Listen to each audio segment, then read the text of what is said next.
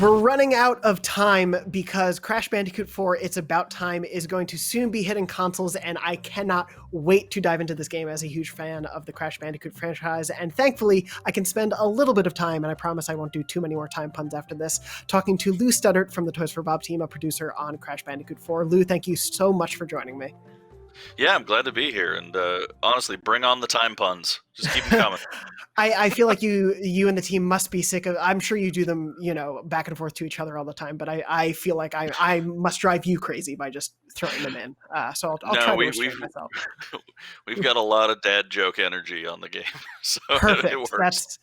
That's how I like to describe most of the videos I do, as dad joke energy. So I appreciate that. Perfect. Yeah. So this will go very well. But no, there's a ton to talk about with Crash Bandicoot 4, especially since last time we spoke. But the first thing I want to talk about, around Gamescom is, of course, the debut and the first look at the flashback tapes when it comes to Crash Bandicoot 4. Can you tell me a little bit more about that and what people can expect from what that is? Yeah, so the flashback tapes are these kind of devious test chambers that we've dreamed up, and they see kind of Crash and Coco before the events of the original Crash Bandicoot. So these actually take place in the 90s. They take place when Cortex was doing tests on Crash and Coco, because originally Crash was kind of planned to be Cortex's kind of general of his army. And so what we wanted to do was make these fun, crazy test chambers where Cortex is putting Crash and Coco kind of to the limits of platforming skill. And so these are these really fun, extremely difficult challenge rooms that players can get access to in a very unique way.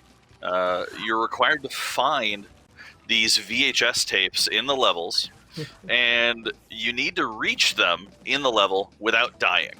So it's actually us playing off of the death routes from the original trilogy, which required players to get to a certain location without dying to get access to it. And so for us, these VHS tapes are that challenge. So you need to find them in a level without dying to get access to these crazy levels.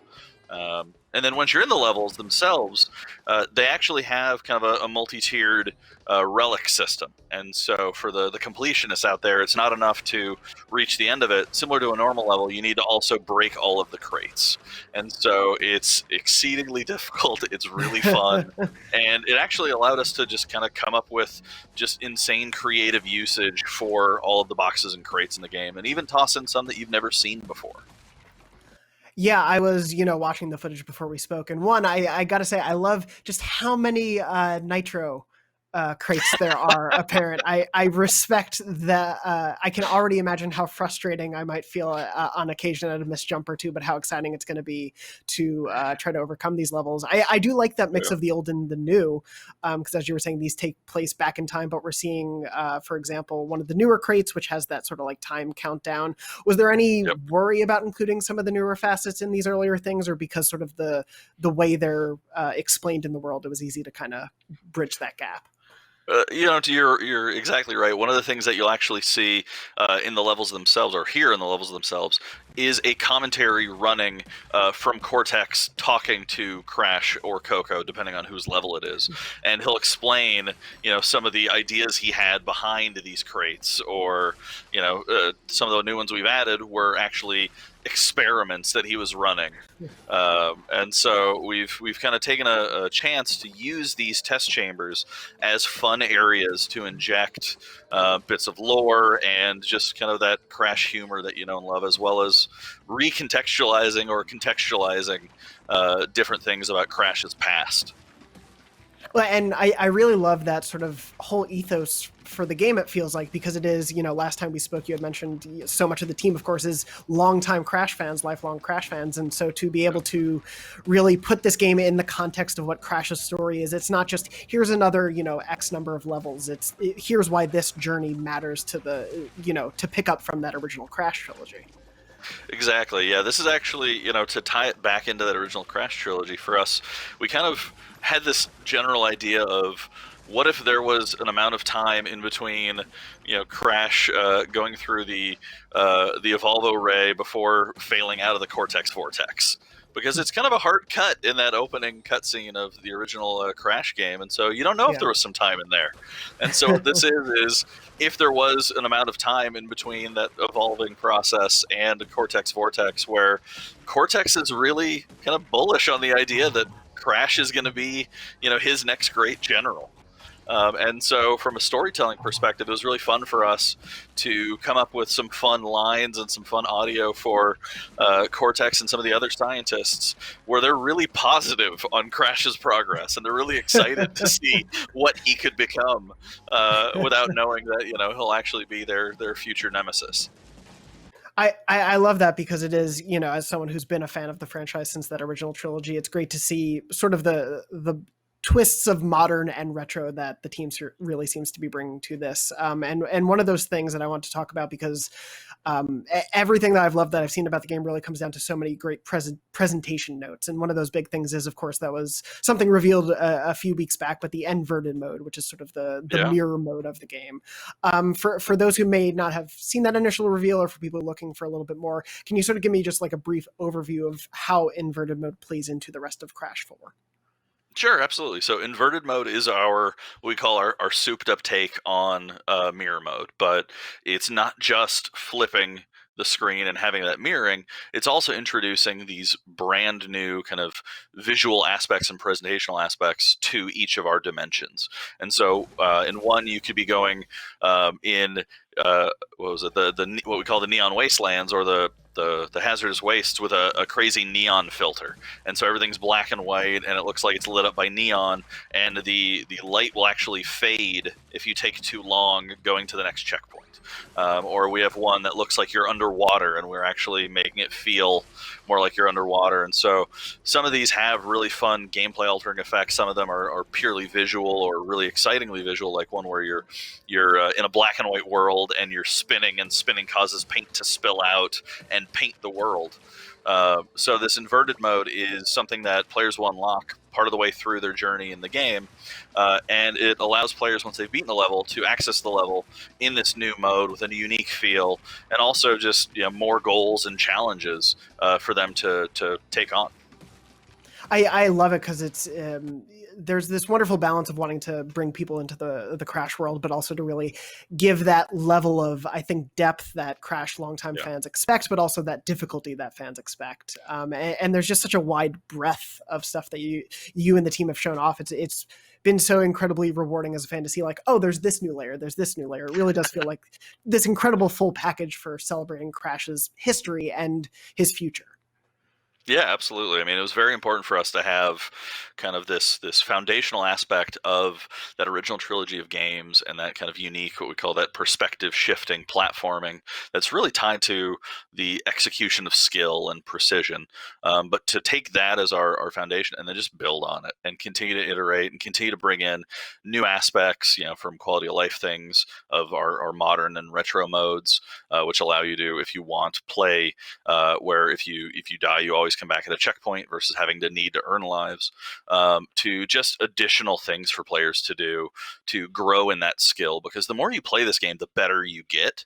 The more efficient you get. The way that you see we have a death tracker now, and you see that thing shrink the more you play these levels. And then with inverted mode, we said we wanted something that played against that. We wanted something that took your muscle memory and threw it out the window and gave you a whole new fresh experience. And so from a new player coming in, it's a really welcoming start to joining in the franchise. But then for that classic player, we've got some devious things, like these flashback tapes are just crazy, and the fact that you have to get to access them without even dying is just another layer. Yeah, and as you were saying, sort of as we wrap up, it both speaks to the death routes that were there in the original trilogy that definitely drove me crazy sometimes, especially when I was younger, but also the chance to have a new version of that here really does speak to, I think, sort of what this game is aiming to deliver, which I love seeing so much. as we sort of wrap up, I did quickly want to bring up, of course, because we've seen now Neocortex and Dingo Dial as other playable characters. And I was just sort of wondering on sort of a broad level, the team's approach to these new characters, because I got a chance to go hands-on with the Cortex level from the preview version of the game a few weeks back. And what I loved was I felt at first, I was like, oh no, this doesn't play like Crash. I'm going to have to rework my whole brain. And then it was like, oh, I could see a whole spin-off around the way Cortex plays. It felt like very well thought through. It felt very fun in its own right, but also fresh and unique and not just sort of a copy of what Crash was. Oh, fantastic. Yeah, for us, when making these alternate heroes, the way that players are going to get access to them is that as they play through the adventure, there will be a level introducing kind of them to this character, like Cortex and Dingo, that will teach them how these characters play. And then from that point on, they'll actually interact with them in optional levels, where these characters will be in what we call timeline levels, where you see how their parallel stories interact with Crash and Coco's adventure. And for us, when developing these, what we wanted to do was make sure that they were all compelling in their own right. They have some kind of core fundamentals. Like, we didn't want to, make Dingo Dial into a 3D, action adventure game. They have some core, foundational elements of a Crash game, but then we wanted to give them their kind of unique play styles, their unique focus. And so for Cortex, he's a bit more puzzly, right? He's about figuring out where to go, how to change enemies, how to interact with them. And then for Dingo, he's kind of jokingly our demolitions expert.